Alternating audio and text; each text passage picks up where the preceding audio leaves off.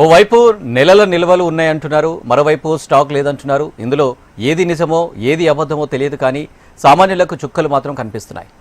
గంటలు రోజుల తరబడి ఇంధనాల కోసం బంకుల చుట్టూ తిరుగుతూ ఇబ్బందులు పడుతున్నారు. కొన్ని రోజుల క్రితం క్రూడాయిల్ సరఫరా లేకపోవడంతో పెట్రో కొరత ఏర్పడితే ఇప్పుడు షిప్లు భారత్కు చేరుకుంటున్నా అదే సమస్య వెంటాడుతుంది. రోడ్లపై అవే పరిస్థితులు కనిపిస్తున్నాయి. బంకుల్లో నో స్టాక్ బోర్డులు పెడుతున్నారు. కొరత పరిస్థితులతో వచ్చిందా, కృత్రిమంగా వచ్చిందా అన్నది పక్కన పెడితే తెలుగు రాష్ట్రాల్లో పరిస్థితులు మాత్రం ఆందోళనకరంగా ఉన్నాయి. ఉన్నట్టుండి స్టాక్ అయిపోయిందని చెబితే రోజువారీ పనులెట్లా అన్న ప్రశ్నలతో సామాన్యుడు తలలు బాదుకునే పరిస్థితులు కనిపిస్తున్నాయి.